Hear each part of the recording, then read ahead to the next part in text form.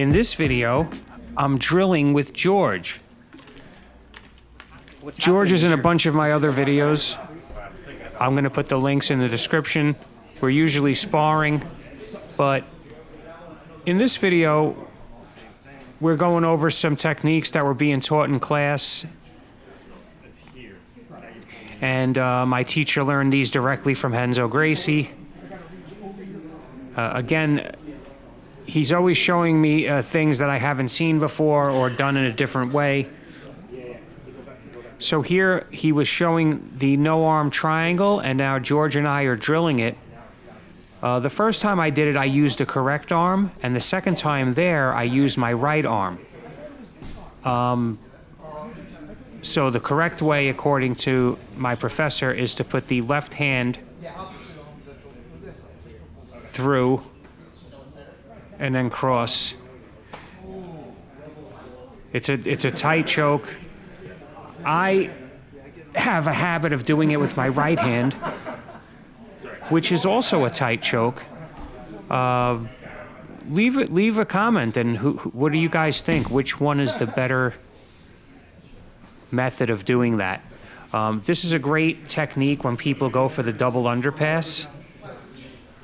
They leave their neck exposed. They think that they don't have one arm in. So there I was imitating going for the double under, and George is trying to lock up the triangle, but he's doing it the wrong way.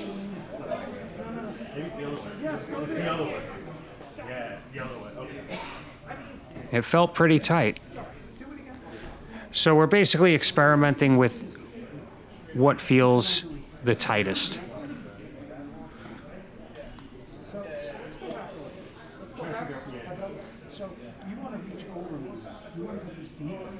I was thinking maybe George had to reach a little more deeply there to get it. But he still didn't have it. I don't really know the nuance of how he could have gotten that tighter.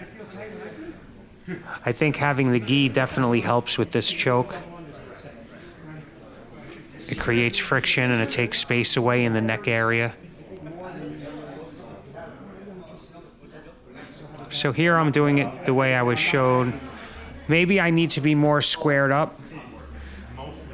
But when I flexed and brought my knees together and put my feet out, I noticed that the choke got a lot tighter. That's the way I do it. So that's the way I'm accustomed to doing it, with the right arm, which George said was very tight.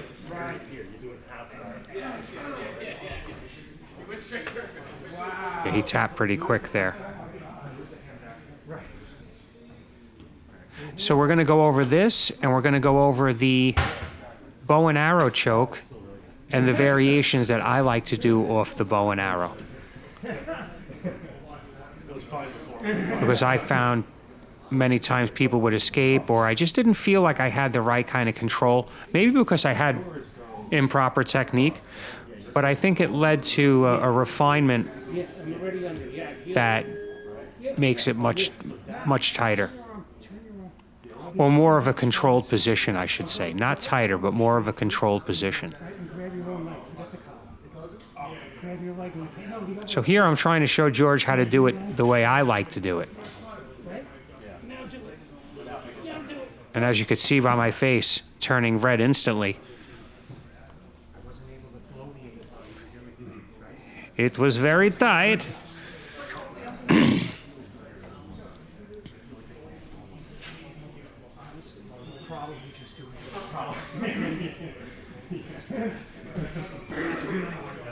So now he just showed another technique, and George and I are coming back to drill.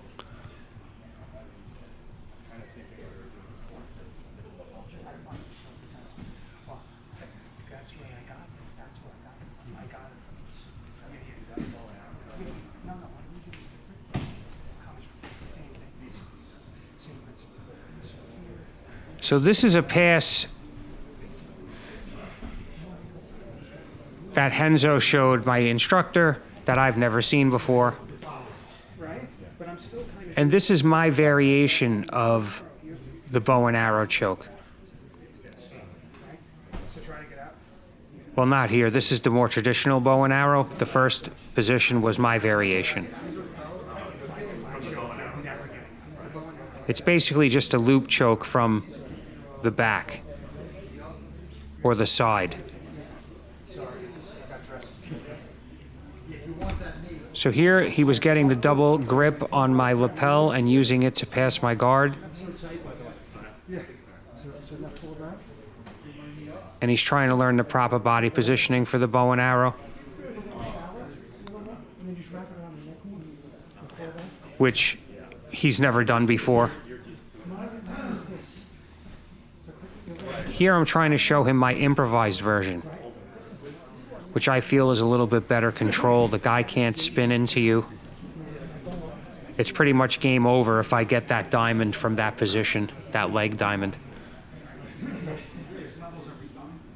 So again, using both hands on the lapel to pass, which I've never seen before. Doing a traditional bow and arrow and then switching to what I like to do, which again is basically a loop choke from the back. But it's easy to get there from that position.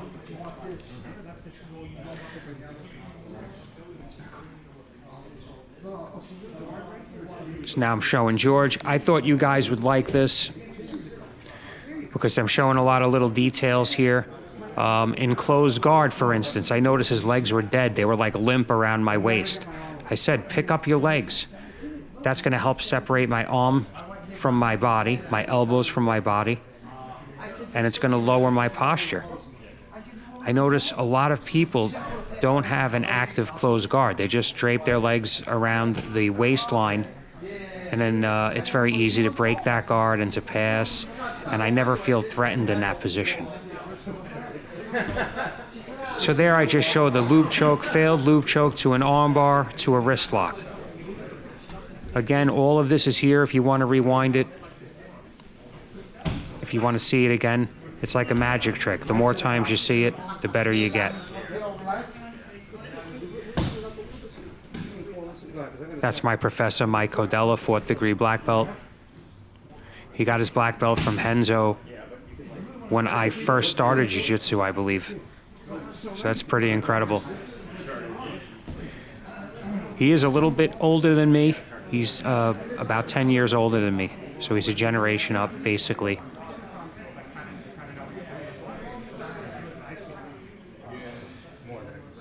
He was actually an undercover cop, and he has a book called Alphaville, and it says a lot of stories about being an undercover cop. And he also has his own YouTube channel, Mike Codella. He was on Soft White Underbelly. I don't know if any of you guys watched that interview channel. It's a really good channel. You should definitely check it out. And check out Mike Codella. He has a lot of stories on his channel. Very interesting. And he has the book Alphaville. So here I'm showing George, I'm trying to show George how to switch to the arm bar from the collar choke, but he has the arm on the wrong side. And there he got it at the end.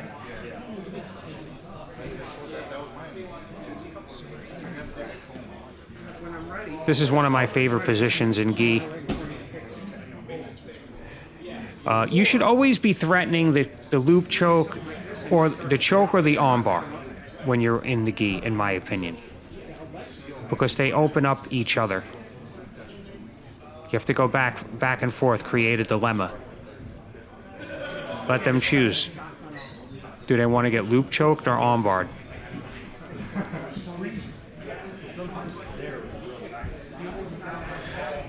This is definitely one of my favorite parts of class, going over technique. I'm not a driller. Like, I'm not just going to drill the same technique 100 times in a row and Barambolo 100 times and make a list of how many times I did it. But I will analyze the technique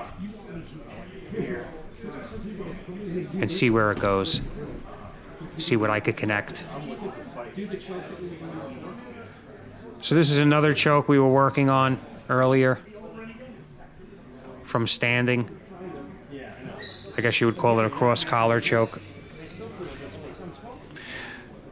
The point of this choke, the way to get it really tight, is when you reach into the collar, you want your hands to connect See how my hands are close to each other there?